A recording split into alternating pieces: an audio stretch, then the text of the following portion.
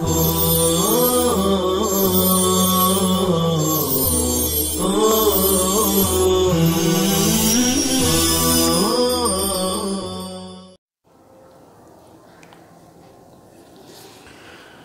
اللہ الرحمن الرحیم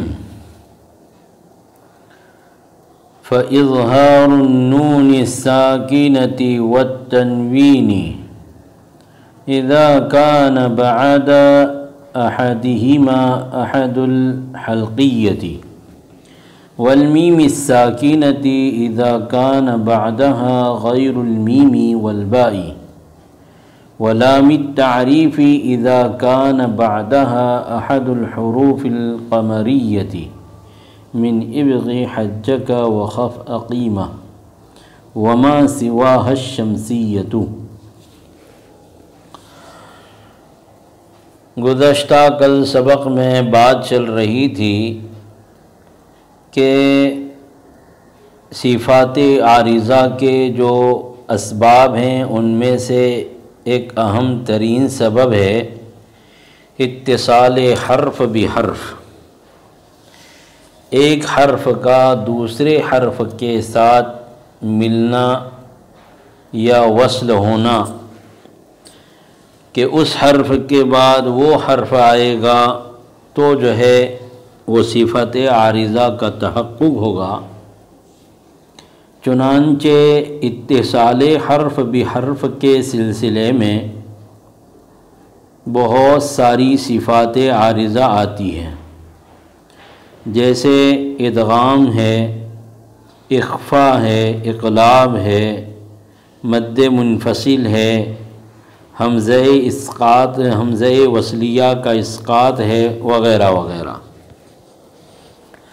پھر گزشتہ کل کے سبق کے اخیر میں بتایا تھا کہ اظہار، ادغام، قلب اور اخفا، ان چاروں میں جو اصل ہے وہ اظہار ہے، اس لیے کہ اظہار اپنے وجود میں، اپنے تحقق میں کسی غیر کا محتاج نہیں ہے، بلکہ اظہار وہ اس کے بعد کوئی حرف آئے تو بھی اور نہ آئے تو بھی اظہار ہی ہوگا۔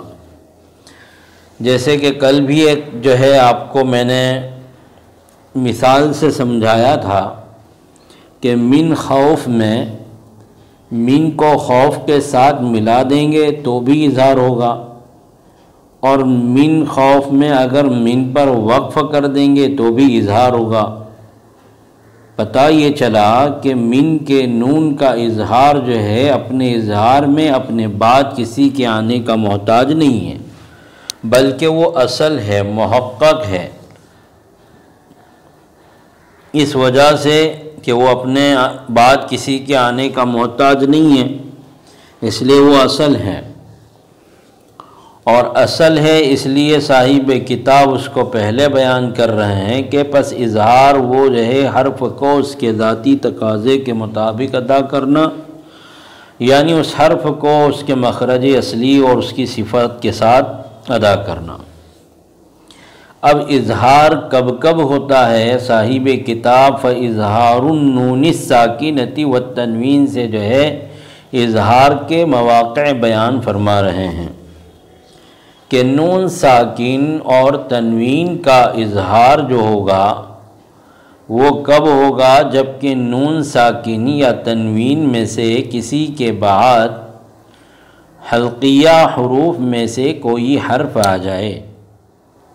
پس نون ساکن اور تنوین کا اظہار جب نون ساکن یا تنوین کے بعد حلقیہ حروف میں سے کوئی حرف آ جائے، اور حروف حلقیہ کون ہیں؟ حمزہ، ہا، عین، حا اور غین، خا۔ اظہار کی وجہ آپ کو بتائی گئی تھی کہ اظہار کی وجہ یہ ہے کہ ان حروف کے درمیان میں جو ہے معتد بھی بعد پایا جائے۔ اب یہاں پر بھی نون ساکن اور تنوین میں اور اسی طریقے سے اس کے بعد میں آنے والے جو حروف حلقیہ ہے حمزہ ہا عین ہا غین ہا ان میں بعد پایا جاتا ہے، اس وجہ سے جو ہے یہاں پر کیا ہوتا ہے، اظہار ہوتا ہے۔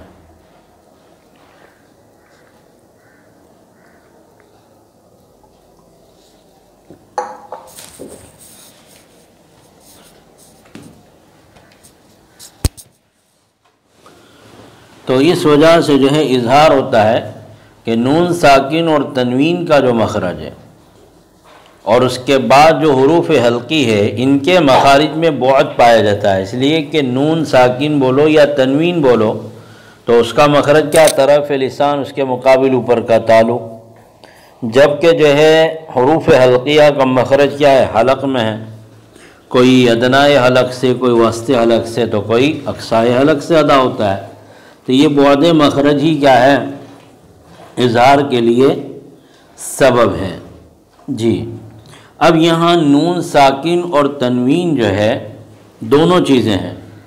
نون ساکن اور تنوین میں حقیقت کے اعتبار سے تو کیا ہے، فرق ہے، لیکن تلفظ کے اعتبار سے نون ساکن اور تنوین میں کوئی فرق نہیں ہے، اس لیے کہ اگر ہم بولیں گے با الف دو زبر بن تو بھی وہی ہوگا، اور اگر ہم بولیں گے با نون زبر بن تو بھی وہی ہوگا۔ فرق دونوں میں حقیقت کے اعتبار سے ہے، لیکن تلفظ کے اعتبار سے کوئی فرق نہیں ہے۔ لیکن فن تجوید کا تعلق تو جو ہے تلفظ اور ادائیگی سے ہے، جب تلفظ اور ادائیگی میں دونوں میں کوئی فرق نہیں ہے تو اسی لیے نون ساکن اور تنوین جو ہے احکامات میں بھی کیا ہیں، مشترک ہیں، دونوں کا ایک ہی حکم ہے۔ لیکن جو نون ساکن اور تنوین میں جو اصلاً جو فرق ہے ان میں سے ایک فرق یہ ہے کہ نون ساکن کلمے کے وسط اور اخیر دونوں جگہ آ سکتا ہے، جبکہ تنوین جو ہوگی وہ صرف کلمے کے اخیر میں ہی آئے گی، کبھی بھی تنوین درمیان میں شروع میں نہیں آئے گی۔ دوسرا فرق یہ ہے کہ نون ساکن جو ہے وہ اسم، فعل اور حرف یعنی کلمے کی تینوں قسموں میں آ سکتا ہے، جبکہ جو ہے تنوین جو ہے صرف اسم کے اخیر میں آئے گی، فعل اور حرف میں نہیں آ سکتی ہے۔ تیسرا فرق یہ ہے کہ نون ساکن جو ہے وقف میں بھی علی حالی باقی رہتا ہے، اور اسی طریقے سے جو ہے جب نون ساکن حقیقتاً ہو تو وقف میں بھی باقی رہتا ہے، وصل میں بھی باقی رہتا ہے، جبکہ تنوین کیا ہوتی ہے کہ وصل میں تو باقی رہتی ہے، البتہ وہ وقف میں کیا ہو جاتی ہے، حذف ہو جاتی ہے۔ یعنی اگر کسرے کی تنوین ہے تو حذف ہو جائے گی، ضمہ کی تنوین ہے تو حذف ہو جائے گی، اور اگر فتحہ کی تنوین ہے تو وہ جو ہے تنوین منصوبی ہے اس لیے الف سے بدل جائے گی۔ اور چوتھا فرق یہ ہے کہ نون ساکن جو ہے لکھا تو جاتا ہے اور پڑھا بھی جاتا ہے، جبکہ تنوین جو ہے لکھی نہیں جاتی ہے لیکن پڑھی جاتی ہے، اس لیے کہ تنوین کی کوئی شکل نہیں ہے۔ تنوین جو ہوتی ہے دو زبر دو زیر دو پیش کی شکل میں ہوتی ہے، جبکہ جو ہے نون ساکن بشکل نون جو ہوتا ہے شکل میں لکھا ہوا ہوتا ہے۔ ہاں قرآن کریم میں کائین کی جو تنوین ہے وہ جو ہے لکھنے میں بھی آتی ہے اور پڑھنے میں بھی آتی ہے۔ جی اور نون ساکن جو ہوتا ہے وہ ہمیشہ اصلی بھی ہوتا ہے، جبکہ تنوین ہمیشہ کیا ہوتی ہے، زائد ہوتی ہے، جیسا کہ صاحب نہایت القول المفید نے لکھا ہے۔ کیا لکھا کہ وہ امت تنوین فہو نون ساکنۃ زائدۃ تلحق آخر الاسم تثبت لفظا ووصلا وتسقط خطا ووقفا، یہ ہے۔ تو بہرحال نون ساکن اور تنوین میں اس طریقے سے کیا ہے، اختلاف ہے حقیقت کے اعتبار سے، لیکن تلفظ کے اعتبار سے دونوں میں کوئی فرق نہیں ہے۔ تلفظ میں وہ دونوں کیا ہے، مشترک ہے، اور احکام تجوید کا تعلق تلفظ سے ہے، اس وجہ سے جو ہے یہاں پر وہ دونوں احکام میں کیا ہوں گے، مشترک ہوں گے۔ جی تو فَإِظْهَارُ النُّونِ السَّاكِنَةِ، تو نون ساکن کا اور اسی طریقے سے تنوین کا اظہار کب ہوگا؟ جبکہ نون ساکن یا تنوین کے بعد کیا آ جائے؟ حروف حلقیہ میں سے کوئی حرف آ جائے۔ تو فَإِظْهَارُ النُّونِ السَّاكِنَةِ وَالتَّنْوِينِ إِذَا كَانَ بَعْدَ أَحَدِهِمَا۔ جی پھر اس کے بعد جو ہے یہاں پر نون ساکن اور تنوین میں جو حروف حلقیہ کے وقوع پر اظہار ہوتا ہے، اس کی وجہ میں نے آپ کو بتائی ہے بعد مخرج۔ کیا بتایا؟ بعد مخرج۔ اور بعض حضرات نے جو ہے یہاں پر بعد مخرج کے ساتھ ساتھ نون ساکن اور تنوین میں اور بعد میں آنے والے حروف حلقیہ میں صفت کے اعتبار سے بھی بعد بتایا ہے۔ وہ کیسے کہ نون ساکن اور تنوین جو ہے کیا ہے کہ وہ زبان کے کنارے سے ادا ہوتے ہیں، اس وجہ سے وہ جلدی ادا ہو جاتے ہیں، جبکہ حروف حلقیہ کہاں سے ادا ہوتے ہیں؟ حلق سے ادا ہوتے ہیں، اتنی گہرائی سے، تو وہ یہ یہاں سے ادا ہو رہے ہیں اور وہ بالکل کنارے سے ادا ہوتے ہیں، تو اس اعتبار سے بھی ان میں کیا پایا جاتا ہے؟ بعد پایا جاتا ہے، اس وجہ سے بھی ان میں اظہار ہوگا۔ اب جب اظہار کی وجہ بعد مخرج بتائی ہے تو اس سے ہمیں یہ سمجھ میں آتا ہے کہ نون ساکن اور تنوین کے مخرج میں اور بعد میں آنے والے حروف حلقیہ کے مخرج میں جتنا زیادہ بعد پایا جائے گا اظہار بھی اتنا ہی زیادہ ہوگا۔ تو اب یہ معلوم کرنا ہوگا کہ نون ساکن اور تنوین کے مخرج میں اور اس کے بعد حمزہ ہا کا جو مخرج ہے وہ سب سے اندر ہے، اس وجہ سے ان میں اظہار کیا ہوگا؟ اعلیٰ درجے کا ہوگا۔ اس سے کم درجے کا اظہار کب ہوگا؟ عین اور حاء میں، اور اس سے کم درجے کا اظہار کب ہوگا؟ غین اور خاء میں۔ جی تو بہرحال یہ اظہار ہے، اور جب اظہار ہم ادا کریں گے تو اس وقت نون ساکن ہو یا تنوین ہو تو اس میں جو ہے نون ساکن یا تنوین میں غنہ زمانی نہیں ہوگا، بلکہ نون ساکن اور تنوین میں غنہ صرف ظاہر ہوگا، اور جو ہے فوراً ظاہر کر کے اگلے والے حرف یعنی حروف حلقیہ میں سے جو بھی حرف آئے گا اس کو ادا کریں گے۔ جو ہے برعکس کس کے؟ نون ساکن یا تنوین میں جب اخفا ہو یا اقلاب ہو تو اس صورت میں ایک الف کے بقدر کیا ہوگا؟ غنہ ہوگا، وہ اس کو کیا کہیں گے؟ غنہ زمانی۔ تو اس صورت میں غنہ زمانی ہوگا، لیکن اظہار کی صورت میں غنہ زمانی نہیں ہوگا بلکہ غنہ آنی ہوگا۔ جی اس کے بعد صاحب کتاب نے کیا فرمایا؟ یعنی دوسرا موقع بیان کر رہے ہیں اظہار کا، والمیم الساکنتی سے۔ کس سے؟ والمیم الساکنتی، کہ نون ساکن اور تنوین کا اظہار ہوگا اس کب؟ جبکہ نون ساکن یا تنوین کے بعد حلقیہ میں سے کوئی حرف آ جائے۔ اور دوسرا موقع کب ہے کہ میم ساکن میں اظہار ہوگا جبکہ اذا کان بعدا، جبکہ میم ساکن کے بعد میم اور با کے علاوہ اور کوئی حرف آئے، جس کو ہم اظہار شفوی بولتے ہیں۔ تو نون ساکن اور تنوین کے بعد جب حروف حلقیہ آ جائے تو اس کو کیا بولیں گے؟ اظہار حلقی، اس لیے کہ نون ساکن اور تنوین کے بعد جو اظہار ہو رہا ہے ان میں اظہار جو ہو رہا ہے وہ حروف حلقیہ کے وقوع کی وجہ سے ہو رہا ہے، اس وجہ سے اس کو کیا کہتے ہیں؟ اصطلاح میں اظہار حلقی بولتے ہیں، تاکہ تعارف ہو جائے۔ اور میم ساکن کو کیا بولیں گے؟ میم ساکن کے بعد جو ہے باقیہ جو ہے میم اور با کے علاوہ باقی حروف میں جو اظہار ہوگا تو اس کو کیا بولیں گے؟ اظہار شفوی بولیں گے۔ کیا بولیں گے؟ اظہار شفوی بولیں گے۔ تو اظہار کا یہ دوسرا کیا ہے؟ موقع ہے کہ میم ساکن کا اظہار ہوگا جبکہ میم ساکن کے بعد میم اور با کے علاوہ بقیہ حروف میں سے کوئی بھی آئے۔ جی تو میم اور با کے علاوہ کل حروف تہجی آپ کو معلوم ہے 29 ہے، جس میں سے میم اور با نکل گئے، اس لیے کہ میم ساکن کے بعد میم آئے تو ادغام ہوگا جس کا بیان آگے آ رہا ہے، اور میم ساکن کے بعد با آئے تو اخفا ہوگا اس کا بیان بھی آگے آ رہا ہے، اور میم ساکن کے بعد میم اور با کے علاوہ باقی 26 حروف آئیں گے، یعنی کل حروف تو 29 ہے، میم اور با نکل گئے تو 27 بچے، اور میم ساکن کے بعد کبھی بھی الف آ سکتا نہیں ہے تو الف بھی نکل گیا، تو اب کتنے بچیں گے؟ 26 حروف۔ تو ان 26 حروف کے آنے پر میم ساکن میں کیا ہوگا؟ اظہار ہوگا۔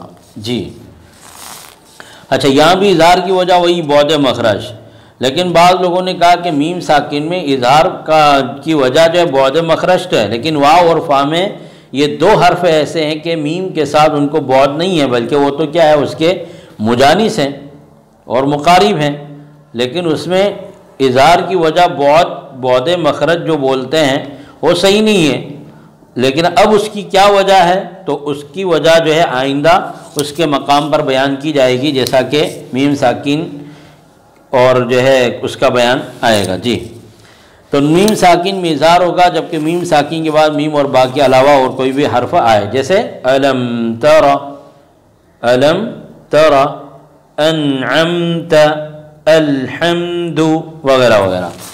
تیسرا موقع بیان کر رہے ہیں وہ لام التعریف اذا کان بعدها احد الحروف القمریۃ من ابغ حجک وخف قیمہ وما سواہ الشمسیۃ، اور لام تعریف کا کیا ہوگا؟ اظہار ہوگا، اس لیے کہ اس کا عطف کس پر ہو رہا ہے؟ فاظہار النون الساکنۃ پر، تو یہاں پر عبارت جو ہوگی فہو اظہار لام تعریف، اور لام تعریف کا اظہار ہوگا جبکہ لام تعریف کے بعد حروف قمریہ میں سے جو ہے حروف قمریہ ابغی حجک وخف قیمہ میں سے کوئی بھی حرف آئے، اور ان حروف کے علاوہ یعنی حروف قمریہ کے علاوہ ابغی حجک وخف قیمہ کے علاوہ جتنے بھی حروف ہیں وہ کیا کہلائیں گے؟ شمسیہ کہلائیں گے۔ جی، اب یہ جو لام تعریف ہے، لام تعریف کس کو بولتے ہیں؟ وہ الف لام ہے کہ جو کسی اسم معرفہ کو جو ہے کسی اسم نکیرہ کو معرفہ بنانے کے لیے کیا کیا جاتا ہے؟ الف لام لایا جاتا ہے، جیسے جمل سے الجمل، انسان سے الانسان، تو ایسے ہی جو ہے کسی اسم نکیرہ کو معرفہ بنانے کے لیے شروع میں جو لام تعریف لایا جاتا ہے اس کو کیا بولیں گے؟ الف لام تعریف بولتے ہیں۔ جی، اب یہاں پر خود یہ ایک مسئلہ نحویوں کے نزدیک اس میں اختلاف ہے کہ اصل جو ہے لام تعریف کا ہے یا حمزہ ہے۔ بعض کہتے ہیں حمزہ اصل ہے اور بعض کہتے ہیں کہ لام اصل ہے اور بعض کہتے ہیں کہ دونوں اصل ہے۔ یہ ایک لمبی بحث ہے جو نحو کی کتابوں میں آپ کو مل جائے گی۔ جی، تو یہ لام تعریف جو ہے کسی بھی اسم نکیرہ کو معرفہ بنانے کے لیے شروع میں جو لایا جاتا ہے اس کو لام تعریف بولتے ہیں۔ جی، تو اب یہاں پر جہاں کہیں پر بھی لام تعریف کے بعد ابغی حجک وخف عقیمہ کے حرف آئیں گے تو اس لام تعریف کا کیا ہوگا؟ اظہار ہوگا، جیسے الباب، الانسان، اسی طریقے سے الحج، الکافرین، الخوف، الفسق، الفاسقین وغیرہ وغیرہ۔ تو بہرحال جہاں بھی لام تعریف کے بعد یہ حروف آئیں گے تو وہاں پر کیا ہوگا؟ اظہار ہوگا۔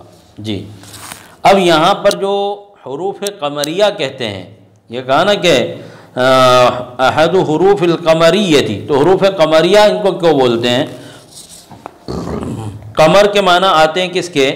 چاند کے، اور آپ کو معلوم ہے کہ چاند کی موجودگی میں جو ستارے ہیں، نجوم، وہ ظاہر ہوتے ہیں، تو اس وجہ سے جو ہے ان کو حروف قمریہ کہتے ہیں کہ لام تعریف کی موجودگی میں جب یہ حروف پائے جاتے ہیں تو یہ حروف بھی کیا ہوتے ہیں؟ ظاہر ہوتے ہیں۔ لام تعریف کا کیا ہوتا ہے؟ اظہار ہوتا ہے ان حروف کی موجودگی میں، جبکہ ان کے ماقبل لام تعریف آ جائے تو لام تعریف میں کیا ہوتا ہے؟ اظہار ہوتا ہے، سمجھے؟ تو گویا کہ لام تعریف کا کیا ہوتا ہے؟ اظہار ہوتا ہے۔ تو جس طرح چاند کی موجودگی میں ستارے ظاہر ہوتے ہیں، ایسے ہی جو ہے ان حروف کی موجودگی میں کیا ہوتے ہیں؟ لام تعریف کا اظہار ہوتا ہے، اس وجہ سے ان کو حروف قمریہ بولتے ہیں۔ اور بعض لوگوں نے کہا کہ حروف کو نہیں بلکہ لام کو قمریہ کہتے ہیں، اور حروف کو نجوم قرار دیا یعنی ستارے، اور اس کی وجہ یہ ہوگی کہ بھئی جیسے نجوم یعنی ستارے بہت سارے ہیں، تو نجوم کی کثرت کی وجہ سے ابغی حجک وخف عقیمہ کے حروف بھی کیا بہت زیادہ ہیں، تو چاند کے جو ہے واحد ہونے اور تاروں کے کثیر ہونے کی مناسبت سے لام کو کیا کہہ دیا انہوں نے؟ قمر کہہ دیا۔ بہرحال جو ہے حروف جو ہے یہ 14 حروف جو ہے ابغی حجک وخف عقیمہ ہے، تو ان کو حروف قمریہ کہتے ہیں۔ جی، اور ان کے علاوہ جتنے بھی حروف ہیں وہ حروف شمسیہ کہلاتے ہیں، جس کا بیان آئندہ آئے گا، اور وہاں پر جو ہے جب لام تعریف کے بعد وہ حروف شمسیہ کا وقوع ہوگا تو اس صورت میں وہاں پر اس کا کیا ہوگا؟ ادغام ہوگا۔ جی، آگے بیان کیا وَالْإِدْغَامُ هُوَ خَلْطُ سَاكِنٍ بِمُتَحَرِّكٍ مُتَمَاثِلَيْنِ كَالتَّشْدِيدِ فالمدغم لا بد له من المماثلة بالإبدال قبل الإدغام إن لم يكن مثل المدغم فيه فإن تم التماثل بينهما فتام وإلا فناقص فإدغام المثلين من المكررين في نحو اضرب بعصاك والله ومن نشاء ورجالا نوحي. جی اب یہاں سے صاحب کتاب جو ہے اظہار کے بعد کس کو بیان کر رہے ہیں؟ ادغام کو بیان کر رہے ہیں، اس لیے کہ یہ بھی اتصال حرف بھی حرف کے ذیل میں آئے گا، لیکن یہ ایک لمبی بحث ہے تو انشاءاللہ ہم اس کو آئندہ کل تفصیل کے ساتھ بیان کریں گے، اور چونکہ ادغام ہی سے بحث شروع ہو رہی ہے تو ادغام کا پورا بیان انشاءاللہ ایک سبق میں آ جائے گا، تو اس کو انشاءاللہ آئندہ سبق میں ہم آپ کو تفصیل کے ساتھ بیان کریں گے. یہاں ہم اپنا سبق ختم کرتے ہیں. السلام علیکم ورحمۃ اللہ وبرکاتہ.